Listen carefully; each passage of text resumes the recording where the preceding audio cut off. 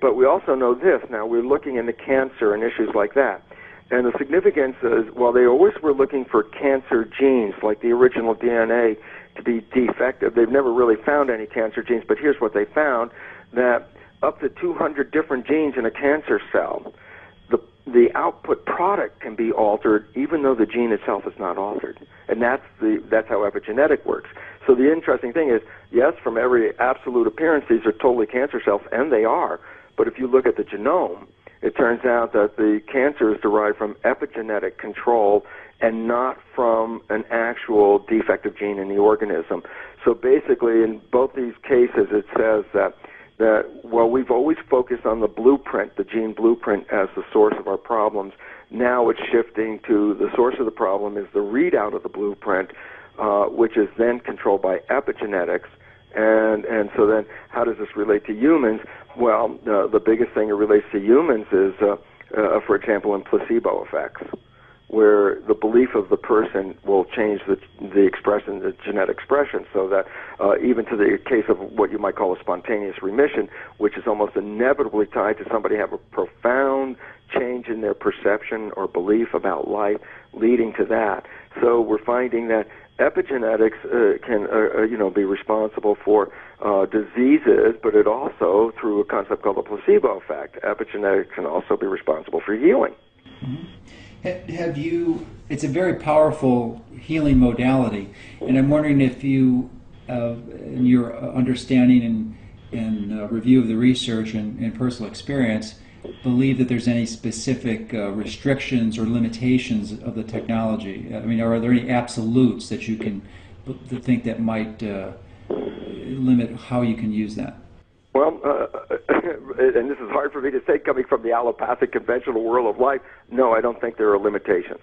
The only limitations, I believe, are on the environmental fields, which influence the perceptions. And as a result, then other people's beliefs and attitudes around you are part of what you are perceiving. And since perception controls epigenetics, then our philosophy, our cultural things that are going on around us, the beliefs of others, also then become part of that field, which then can control epigenetics. And it could totally impact what you can do. And now I can take one further step of weirdness from an allopathic scientist and go like this and say, look, I wasn't even raised in the Christian tradition, right? But the reality is when Jesus actually said you could renew your life with your beliefs, this now in an understanding of epigenetics is actually profoundly true. This is exactly how it works.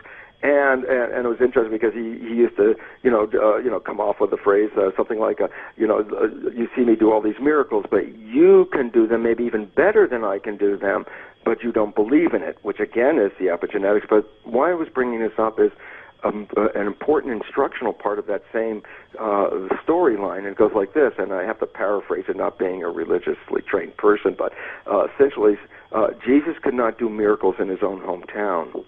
And the relevance about, what was he different than if he was in this town or this town? Why couldn't he do the miracles in his own hometown?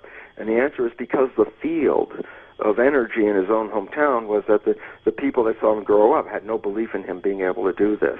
And then why that becomes important is, look, if Jesus did all the miracles and recognized the place he couldn't do the miracles was where people didn't believe in him. Mm-hmm. And so all of a sudden you start to realize, belief can heal you, but the beliefs around you from other people can also influence your ability to express your own beliefs.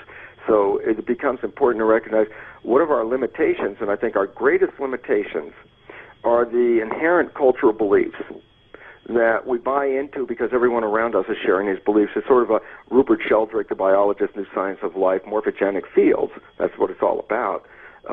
Beliefs are energy fields, and as such are really influential in shaping our expression.